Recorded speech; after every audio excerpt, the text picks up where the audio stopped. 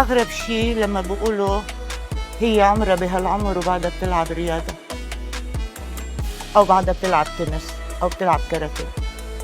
هيدا أغرب شيء. إنه ليش؟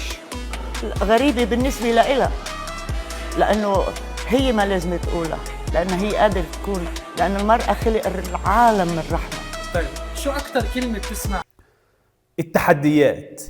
مفيش حد في الدنيا هيحاول يعمل شيء مميز بدون تحديات. بقت الناس تتريق عليها، وشوف العجوزة بدل ما تروحي مش عارف تروحي تحفري قبرك راحة تنزلي جيم وتتمرني.